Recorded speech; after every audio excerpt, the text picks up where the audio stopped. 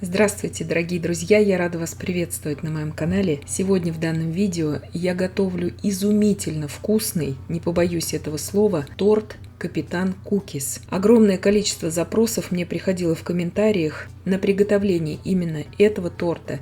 И вот я выполняю вашу просьбу, готовлю этот торт, который завоевал уже сердца миллионов. Настолько он вкусный. Готовится он с коржами из песочного теста. Если правильно выстроить план своей работы по приготовлению этого торта, готовится он несложно и достаточно быстро. Итак, сначала приготовим карамель. Здесь у меня 200 грамм сахара. Я ставлю на огонь, на очень умеренный огонь. 180 миллилитров сливок, 30% жирности я довела до кипения и добавила туда щепотку соли. И сняла с огня и отставила пока что. Сахар начинает потихоньку плавиться. Из боков я слегка его начинаю пододвигать к центру. Ничего здесь я пока не перемешиваю. Еще раз повторяю, на очень умеренном огне я все это делаю. Сейчас моя задача, чтобы сахар полностью растворился. Когда сахар растворился, я добавляю туда 100 грамм сливочного масла. Здесь у меня 82% жирности у масла. Все это просто перемешиваю. Сейчас у меня плита полностью выключена. То есть в горячей карамели масло полностью разойдется. И туда же я сейчас вливаю все горячие сливки. И опять все очень хорошо перемешиваю. Еще раз повторяю, что плита у меня выключена на данный момент. Как только прекратится вот это бурное шипение, я опять включаю сейчас плиту на умеренный огонь и провариваю карамель примерно 1,5-2 минуты, но это очень примерное время, до температуры 106 градусов Цельсия. И карамель готова. Я ее снимаю сейчас с огня. Переливаю ее в жаропрочную емкость, где она у меня просто будет остывать. Сейчас до комнатной температуры. Видите, ничего не подгорело. Все, карамель вот такого цвета должна получиться, то есть ни в коем случае не темнее. Итак, для 4 песочных коржей по 24 сантиметра в диаметре я беру 460 грамм муки, натираю туда 150 грамм холодного сливочного масла. Все это сейчас до однородности вот так перетираю с мукой, чтобы более или менее разошлось все масло. Добавляю туда 8 грамм разрыхлителя, 16 грамм ванильного сахара, 200 грамм сахара и щепотку соли. Все это сейчас перемешиваю до однородности. Перемешается уже очень быстро вся эта масса. Масло должно быть обязательно холодное. 2 яйца среднего размера из холодильника у меня здесь. И 200 грамм творожно-сливочного сыра, тоже холодного. Замешала вот такое тесто и добавляю туда 100 грамм шоколадных вот таких капель. Они у меня из темного шоколада. Я не советую ни в коем случае здесь брать молочный шоколад. И внимательно отнеситесь к качеству этих шоколадных капель. Очень важно, чтобы они были качественные, потому что от этого будет зависеть также вкус вашего торта. Формирую вот так вот жгутик из этого теста и делю его сейчас пока что на 3 равные части. Припыляю мукой. Духовка у меня уже разогрета на 220 градусов Цельсия. Выпекать буду с конвекцией. Пекутся коржи очень быстро и очень просто.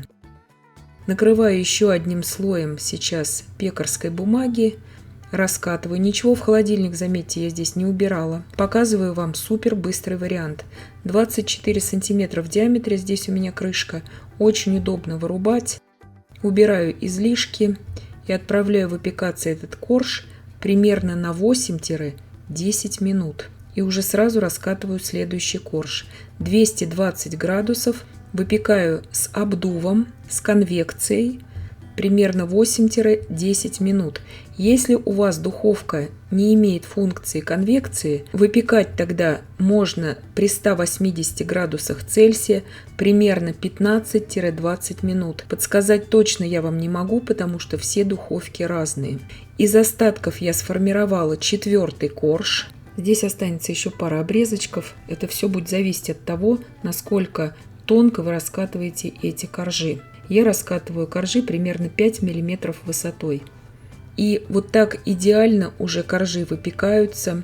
Они полностью отстают от пекарской бумаги. Они мягкие, эти коржи. Зубочистка выходит сухая и чистая. Он полностью пропеченный. Вот 10 минут с функцией обдув полностью ему хватает. Как только он остыл, уже его можно брать в руки. Если у вас будет загибаться вот так пекарская бумага, лучше срезать у нее края, чтобы у вас со всех сторон коржи равномерно пеклись. Итак, приготовим крем. Очень охлажденных сливок я беру 400 мл, добавляю туда 300 грамм также охлажденного творожно-сливочного сыра, 16 грамм ванильного сахара и сыра маскарпоне 250 грамм. Взбиваю сейчас просто все до однородности. Дополнительно сахар в крем я не добавляю. Карамель остыла до комнатной температуры. Половину от карамельной массы я добавляю в крем. Очень устойчивый, хороший крем будет, потому что там сливочное масло у нас в карамели. Это примерно 2 вот такие полные столовые ложки. Накрою, потому что карамель будет расходиться в массе и брызгается сильно. Накрываю салфеткой из-за этого. Карамель, конечно, можно приготовить заранее и держать ее в холодильнике. Потом прогреть до комнатной температуры и использовать в креме. Крем я взбила до устойчивых пиков. И теперь приготовлю арахисовый ганаш. 200 мл очень горячих сливок для взбивания. Здесь у меня 30% жирности. Добавляю туда 200 грамм шоколада, 40% какао. Шоколад у меня в принципе молочный. И 50 грамм белого шоколада я туда добавляю. Все это перемешиваю сейчас до однородности. Белый шоколад не стоит исключать из этого рецепта, потому что он именно округляет вкус этого ганаша.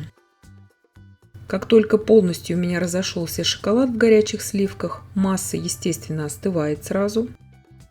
Я добавляю туда 170 грамм арахисовой пасты. Все это сейчас также перемешиваю до однородности. Арахисовая паста у меня покупная. Она без комочков, без кусочков. Она очень нежная. Остужая до комнатной температуры, 100 грамм обжаренного арахиса с солью я измельчаю просто ножом. Арахис здесь у меня покупной. За много лет работы я уже знаю фирму-производителя, который мне наиболее нравится и подходит. Оставшуюся карамель перекладываю сейчас в кондитерский мешок. Если нет кондитерского мешка, здесь можно использовать просто пакет для заморозки продуктов. Ганаш у меня остыл полностью до комнатной температуры.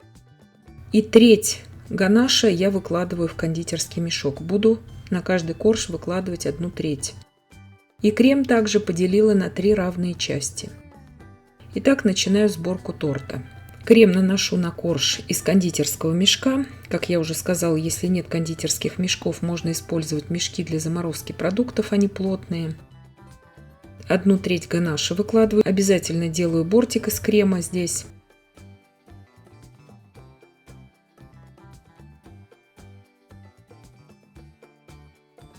Выкладываю здесь 1/3 арахиса также.